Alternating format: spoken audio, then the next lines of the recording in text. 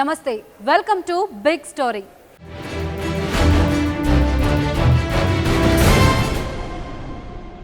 పేదల ధర్మాసుపత్రులను అరణ్యాల పాలు చేయాలని తెలంగాణ సర్కార్ నడుం బిగించింది. చరిత్రాత్మకమైన 2 ఆసుపత్రులను చరిత్రలో కలిపేందుకు పావులు కదుపుతుంది. హైదరాబాద్ నడిబొడ్డున ఉన్న పేదల వైద్యశాలను వికారాబాద్ అడవుల్లోకి తరలించేందుకు ప్రణాళికలు సిద్ధం చేస్తుంది.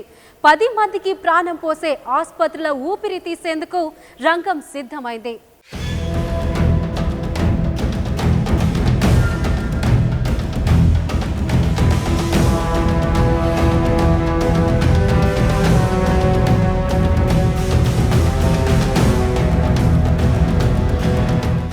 తెలంగాణ చరిత్రను పునరుద్ధరిస్తామని గొప్పలు చెప్పుకుంటున్న కేసీఆర్ సర్కార్ ఆ చరిత్రనే కాల గర్భంలో కలిపేందుకు చర్యలు తీసుకుంటుంది.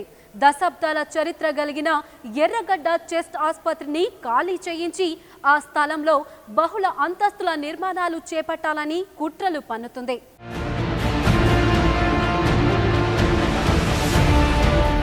తెలంగాణ ఉద్యమం సందర్భంగా సీఎం కేసీఆర్ నిజాం మా గొప్ప రాజు అని పొగిడేవారు. అంతేనా, హైదరాబాద్ నైజాం పాలనలో అద్భుతంగా అభివృద్ధి చెందిందని వేదికలెక్కి కీర్తిగానాలు చేసేవారు. అందుకు కారణాలు చెబుతూ హైదరాబాద్, సికింద్రాబాద్ జంట నగరాల్లో నైజాం నిర్మించిన ఆసుపత్రులను పేర్కొనేవారు. నిజమే, నైజాం కాలంలో హైదరాబాద్ ఒక్కో వ్యాధికి ఒక్కో ఆసుపత్రిని నిర్మించారు. యునానీ వైద్యం కోసం చార్మినార్ యునానీ ఆసుపత్రి, వైద్య విద్య కోసం ఉస్మానియా మెడికల్ కాలేజ్, ప్రసూతి సేవల కోసం జీజీ ఖానా ఆసుపత్రి, హోమియో వైద్యం కోసం హోమియో ఆసుపత్రి, చంటి పిల్లల వైద్యం కోసం నిలోఫర్ ఆసుపత్రి, ఇక ఉస్మానియా ధర్మాసుపత్రి, చెవి, ముక్కు, గొంతు వైద్యం కోసం కోటి ఈఎన్టీ ఆసుపత్రి, జ్వరాల కోసం కోరంటీ ఫీవర్ ఆసుపత్రి నిర్మించారు.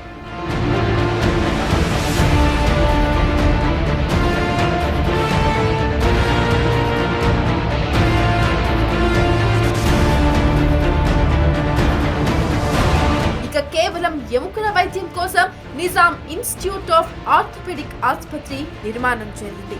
దీన్నే ప్రఖ్యాత నిమ్స్ ఆసుపత్రిగా రూపాంతరం చెందింది. నేటికి ఈ ఆసుపత్రిని హైదరాబాద్ స్థానికులు బొక్కల దవాఖానా అని పిలుస్తారు. ఇక ఇదే క్రమంలో నైజాం హయాంలోనే నిర్మించిన మరో 2 ధర్మాసుపత్రులు, చెస్ట్ ఆసుపత్రి, ఎర్రగడ్డ మెంటల్ ఆసుపత్రులు సైతం సువిశాలమైన స్థలంలో నిర్మించబడ్డాయి. నైజాం కాలంలో నిర్మించిన ఈ ధర్మాసుపత్రుల్లో రోజుకు వేలాది మంది పేదలు వివిధ జిల్లాల నుంచి, పక్క రాష్ట్రాల నుంచి కూడా చికిత్స కోసం వస్తూ ఉంటారు. కాలక్రమంలో పాలక వర్గాలు ఈ ఆసుపత్రులను పట్టించుకోకుండా అరకుర వసతులకే పరిమితం చేసిన పేదలకు ఈ ధర్మాసుపత్రులు తప్ప మరో దిక్కు లేదు.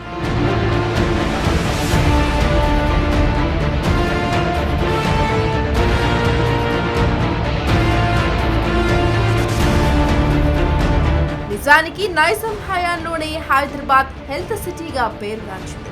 కానీ పాలకుల నిర్లక్ష్యంతో ఈ ధర్మాసుపత్రులన్నీ మూలన పడ్డాయి. వాటి స్థానంలో కార్పొరేట్ వైద్యం వచ్చి చేరింది. మెరుగైన వైద్యం కోసం లక్షలు చెల్లించి కార్పొరేట్ ఆసుపత్రులకే వెళ్లాల్సిన కర్మ ఏర్పడింది. ఆరోగ్యశ్రీ లాంటి పథకాలతో అటు కార్పొరేట్ ఆసుపత్రులకు ప్రభుత్వ పెద్దలు ప్రజల సొమ్మును కట్టబెట్టారనే అపవాదు కూడా ఉంది. అరకొర వసతులు ఉన్నప్పటికీ ప్రభుత్వ ఆసుపత్రులు నేటికి పేద వర్గాలకు ప్రాణం పోస్తున్నాయి. ప్రాణాలకు ఖరీదు కట్టి డబ్బులు గుంజే కార్పొరేట్ వైద్యం ఓవైపు కోరలు చాస్తుంటే, ప్రభుత్వం మాత్రం పేదల ప్రాణాలు కాపాడే ధర్మాసుపత్రులను అడవుల పాలు చేసేందుకు ఏమాత్రం వెనకాడడం లేదు. అందుకు తాజా ఉదాహరణే చెస్ట్ ఆసుపత్రి తరలింపు. కార్పొరేట్ ఆసుపత్రులు నగరంలో నడిబొడ్డున సామాన్యుల ప్రాణాలతో చెలగాటమాడుతుంటే, ప్రభుత్వం కాసుల వేటలో పడి పేదలకు అన్యాయం చేసేందుకు ఏమాత్రం వెనకాడటం లేదు. హైదరాబాద్ లోని ఎర్రగడ్డలో 1880లో అప్పటి నవాబు ఫక్రుల్ ముల్క్ రాజసం ఉట్టిపడేలా సువిశాలమైన ప్యాలెస్ ను నిర్మించారు. ఎంతో ముచ్చటపడి నిర్మించుకున్న ఆ ప్యాలెస్ కు తన కుమార్తె పేరిట ఎర్రం నుమా అని నామకరణం చేశారు. అయితే 1910-20 మధ్య కాలంలో తెలంగాణ ప్రాంతంలో క్షయ వ్యాధి బాగా ప్రబలింది. దాంతో నవాబు చెల్లించిపోయాడు. తన కుమార్తె పేరిట నిర్మించిన ఈ ప్యాలెస్ లో క్షయ నివారణ ఆసుపత్రిని ఏర్పాటు చేయించాడు. దానికి 120 ఎకరాల స్థలాన్ని కూడా దానంగా ఇచ్చాడు. ఇక్కడ కేవలం క్షయ రోగులకు పచ్చని చెట్ల నుంచి వచ్చే ఆహ్లాదకరమైన వాతావరణం మధ్య ఐసోలేషన్ వార్డులు ఏర్పాటు చేసి చికిత్సలు అందిస్తోంది.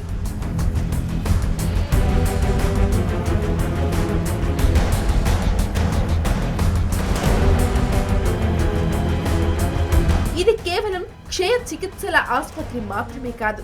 ఇక్కడ ఆర్థోపెడిక్, కార్డియోథోరాసిక్ యూనిట్లు, శ్వాసకోశ, ఛాతీ సంబంధిత అన్ని రకాల జబ్బులకు చికిత్సలు అందిస్తారు. క్యాన్సర్ నిర్ధారించే సౌకర్యం ఇక్కడ ఉంది. లక్షల విలువైన వైద్య యంత్ర పరికరాలు, వ్యాధి నివారణ కేంద్రాలు ఇక్కడ ఉన్నాయి. వివిధ రకాల వ్యాధులపై ఇక్కడ పరిశోధనలు కూడా చేస్తూ ఉంటారు. వీటితో పాటు HIV రోగులకు ఇక్కడే ప్రత్యేక కేర్ అండ్ సపోర్ట్ విభాగం ఉంది.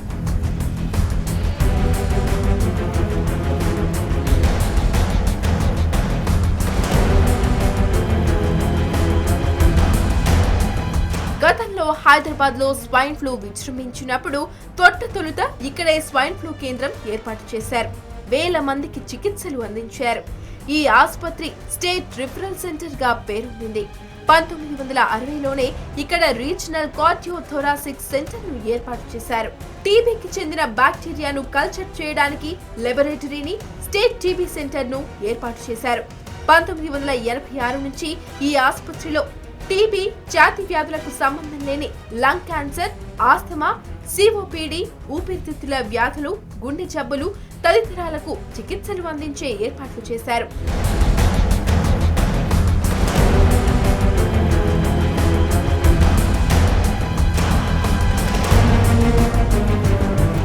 ఏపీ, తెలంగాణ రాష్ట్ర ప్రజలే కాకుండా ఇతర రాష్ట్రాల రోగులు చికిత్స కోసం నిత్యం వందల సంఖ్యలో వస్తుంటారు.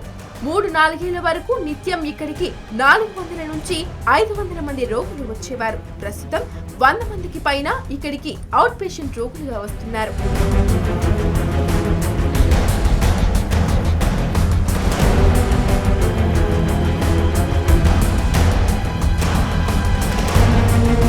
ఎర్రగడ్డలోనే చెస్ట్ ఆసుపత్రికి కూతవేటు దూరంలో 100 ఎకరాల విశాలమైన స్థలంలో మానసిక చికిత్సాలయం ఉంది.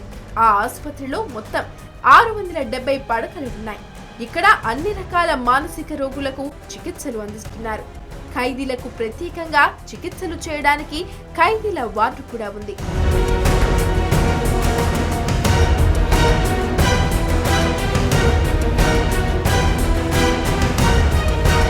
చారిత్రాత్మకమైన చెస్ట్, మానసిక చికిత్సాలయాలు ఇప్పుడు కనుమరుగయ్యే పద్ధతులు నెలకొన్నాయి. ఈ 2 ఆసుపత్రులను ఇక్కడి నుంచి తరలించి వికారాబాద్, అనంతగిరి అడవుల్లో ఉన్న టీబీ సెంటర్ కు తరలించాలని ప్రభుత్వం పావులు కదుపుతోంది. 2 ఆసుపత్రులను తొలగించి ఇక్కడ ఖాళీ స్థలంలో VVIP క్వార్టర్స్ లు నిర్మించాలని నిర్ణయించినట్లు తెలుస్తోంది. ఈ మేరకు ఇటీవల జరిగిన అఖిలపక్ష సమావేశంలోనే ప్రభుత్వం ప్రతిపాదించింది. ఇందులో భాగంగానే 2 రోజుల క్రిందట ముఖ్యమంత్రి కేసీఆర్ చెస్ట్, మానసిక చికిత్సాలయాలను సందర్శించారు. మొత్తం ఎన్ని ఎకరాల భూములు ఉన్నాయి, వీటిలో రహదారుల పరిస్థితి ఏమిటి, ఆసుపత్రుల పరిస్థితి ఏమిటి తదితర వివరాలు ఆరా తీశారు. బిగ్ స్టోరీలో స్మాల్ బ్రేక్ తీసుకుందాం.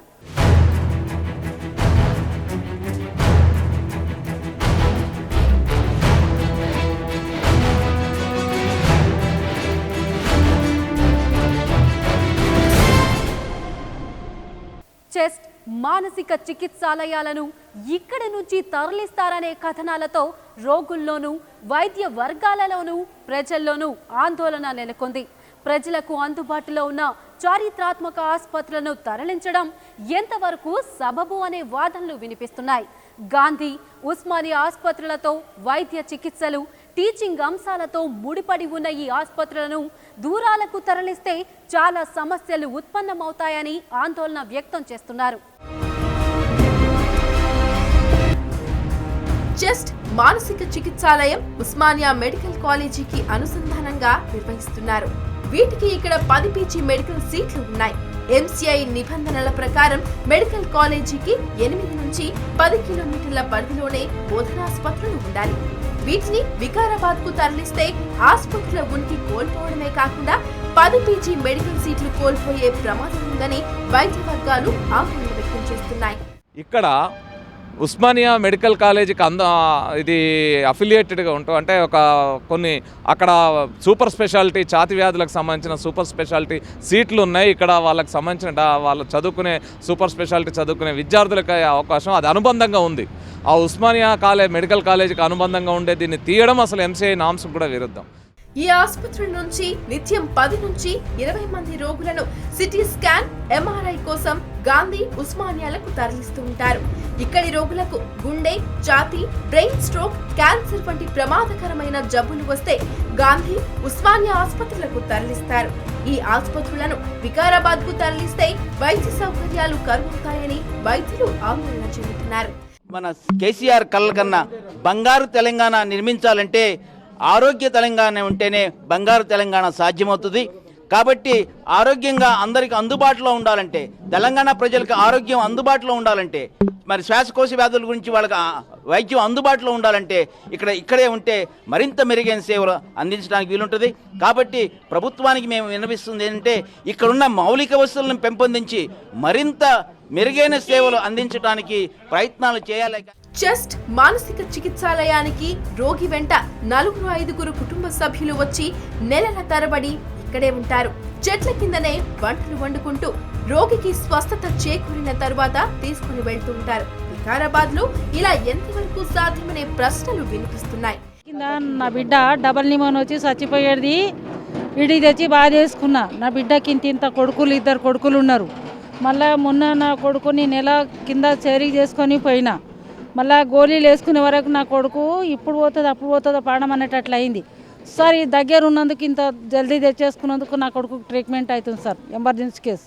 ఈ దవాఖానా మాత్రం వీడికి వెళ్ళి తీయొద్దు సారు. ఈ దవాఖానా చాలా ఫేమస్ అయిన దవాఖానా, దగ్గర ఉన్న వాళ్ళందరూ వస్తారు సార్. వీడికి వెళ్ళి తీస్తే అంత దవ్వు పోవాలంటే నడితల పాణాలు పోతాయి. చెస్ట్ మానసిక ఆసుపత్రులు నగరం నడిబొడ్డున ఉన్నాయి.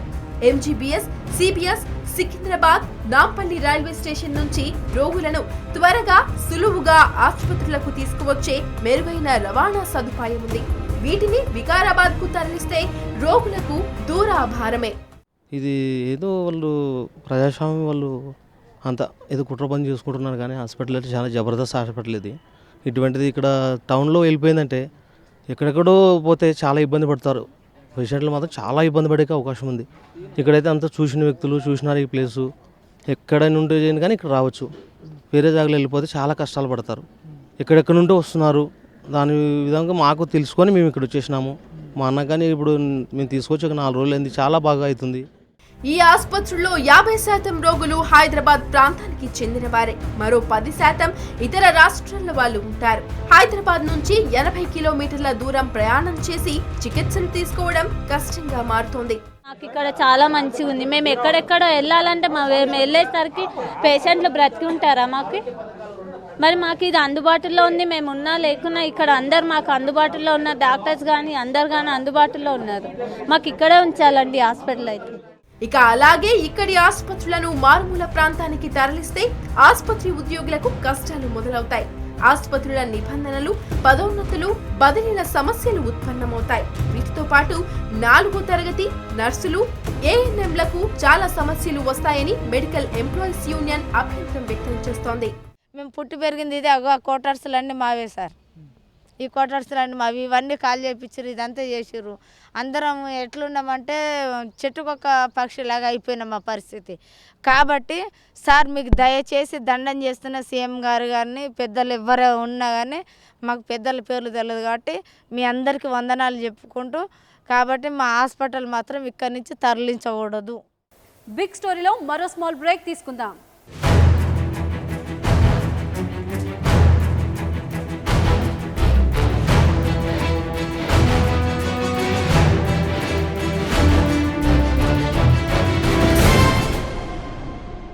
ధర్మాసుపత్రులను కాపాడి పేద ప్రజల ఆరోగ్యానికి భరోసా ఇవ్వాల్సిన సర్కార్ ఇప్పుడు దాన్ని గాల్లోకి వదిలేసి కొందరి స్వార్థ ప్రయోజనాల కోసం వెంపర్లాడుతుంది.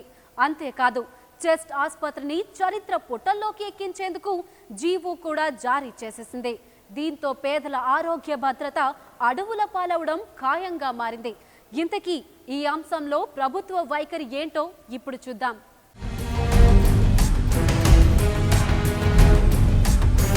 2009లో ప్రపంచాన్ని గడగడలాడించిన స్వైన్ ఫ్లూ ఎర్రగడ్డ చెస్ట్ ఆసుపత్రిలో సమర్థంగా నియంత్రించగలిగారు. ప్రైవేట్ ఆసుపత్రులు స్వైన్ ఫ్లూ రోగులను తిప్పి పంపినప్పటికీ చెస్ట్ ఆసుపత్రి వైద్యులు వందలాది మందికి చికిత్సలు అందించారు, ప్రాణాలు పోశారు.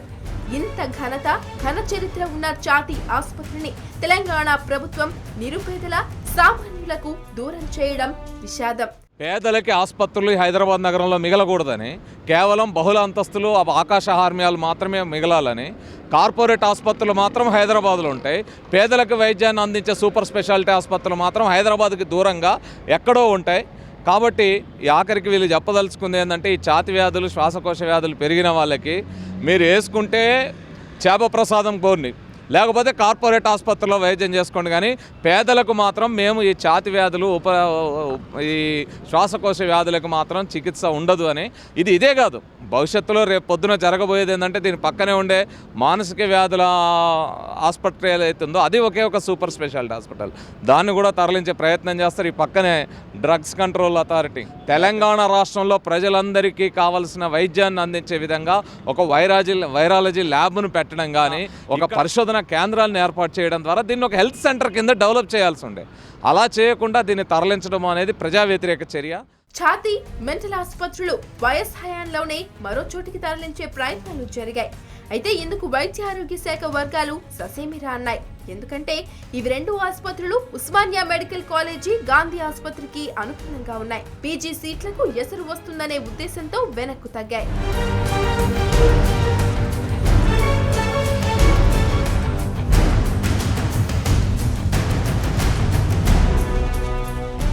అయితే ఇప్పుడు మాత్రం కేసీఆర్ సర్కారు మాత్రం వింత వాదనలు వినిపిస్తోంది. ఆ స్థలంలో ఆధునిక హంగులతో తెలంగాణ సచివాలయంతో పాటు మంత్రులు, ఐపీఎస్లు, ఐఏఎస్లు నివాస సముదాయాలు నిర్మించే ఆలోచనలో ఉన్నట్లు తెలుస్తోంది. నిజానికి 10 ఏళ్ల ఉమ్మడి రాజధాని పాలన పూర్తయ్యాక ప్రస్తుత ఆంధ్రప్రదేశ్ సచివాలయం విజయవాడకు తరలిపోతోంది. అప్పుడు సచివాలయమే సగానికి సగం ఖాళీ అవుతోంది. అలాంటప్పుడు మరో సచివాలయం నిర్మించాల్సిన అవసరం ఏంటి అనే ప్రశ్నలు లేవనెత్తుతున్నాయి. దీనికి ఏంటంటే ఒక చరిత్ర ఉంది. నైజాం నవాబ్ ఆ రోజుల్లో కట్టించిన చరిత్ర ఉంది. ఇట్లాంటి చరిత్ర గల హాస్పిటల్స్ని దీన్ని షిఫ్ట్ చేస్తాం అనేది చాలా దారుణం. ఇది అసలు అన్యాయం కూడా. కనుక నేను అనేది టెక్నికల్గా చాలా ప్రాబ్లమ్స్ ఉంటాయి. ఎందుకంటే ఇప్పుడు కుక్కడపల్లిలో ఏమైనా యాక్సిడెంట్ అయింది అనుకోండి, కుక్కడపల్లి యాక్సిడెంట్ అయితే గాంధీకి వెళ్ళాలి, లేకపోతే ఉస్మానియాకి వెళ్ళాలి. పేషెంట్ దారి మధ్యలోనే చచ్చిపోతాడు. చెస్ట్ ఆసుపత్రిని వికారాబాద్ కు తరలిస్తే నగరం నడిబొడ్డున ఏకంగా 108 ఎకరాల స్థలం తెలంగాణ ప్రభుత్వానికి అందుబాటులోకి వస్తుంది. అయితే తరలింపు వెనుక ఉద్దేశాలు చెప్పకుండానే ప్రభుత్వం అందుకు ఏర్పాట్లు చేస్తోంది. ఎర్రగడ్డ చెస్ట్ ఆసుపత్రి తరలింపుపై ఇప్పటికే ఆదేశాలు జారీ అయ్యాయి. వికారాబాద్ సమీపంలోని అనంతగిరిలో ఉన్న టీబీ శానిటోరియం మరమ్మతుల కోసం ప్రభుత్వం 7.7 కోట్ల రూపాయల నిధులు విడుదల చేసింది.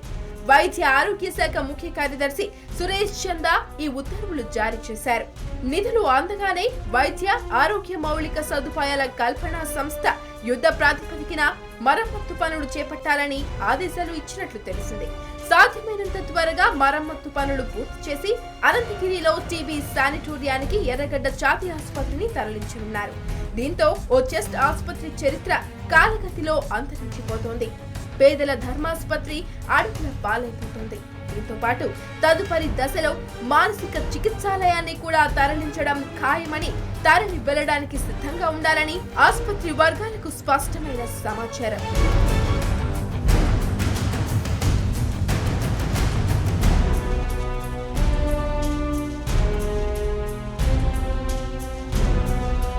ఎర్రంను మాకో బచావో, బీమార్కో బగావో. ఇప్పుడు చెస్ట్ ఆసుపత్రి ప్రాంగణంలో వినిపిస్తున్న నినాదం. వైద్యులు, నర్సులు, ఇతర సిబ్బంది అంతా కలిసి సమైక్యంగా ఏర్పడి నల్ల బార్జీలు ధరించి నిరసనలు చేపట్టారు. నవాబు తన బిడ్డ జ్ఞాపకంగా ఆమె పేరుతో నిర్మించిన ఈ ఆసుపత్రిని తరలించవద్దని స్థానికులతో పాటు ఆసుపత్రిలో రోగులు కూడా పోరుకేక పెట్టారు. ఈ ఆసుపత్రిని తరలించి చరిత్రను మట్టిలో కలిపేస్తారా అని సగటు నగర పౌరులు కూడా నిలదీస్తున్నారు. ఓవైపు హైదరాబాద్లో కార్పొరేట్ ఆసుపత్రులు నిబంధనలకు విరుద్ధంగా నగరం నడిబడ్డులో ఉన్న ఎలాంటి అభ్యంతరం తెలపని కేసీఆర్ సర్కార్ పేదల ధర్మాసుపత్రులను మాత్రం అడవుల పాలు చేయడానికి వెనకాడడం లేదు. పరిస్థితి ఇలాగే కొనసాగితే పెద్ద ఎత్తున ఉద్యమించేందుకు అటు పేద ప్రజలు, వైద్య సిబ్బంది సిద్ధంగా ఉంటామంటున్నారు.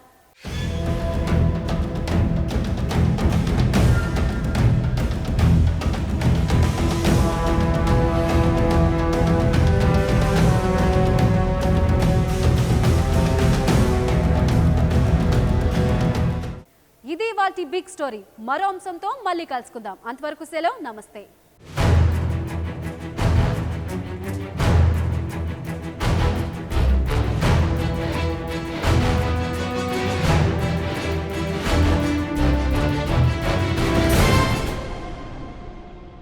రుద్రమదేవి దర్శకుడు గుణశేఖర్ సీనియర్ నటుడు సుమన్కు ఇచ్చిన చెక్ బౌన్స్ అయింది. దీంతో గుణశేఖర్పై కేసు నమోదైంది. దీనిపై మరిన్ని వివరాలు మా ప్రతినిధి అమిత్ అందిస్తారు.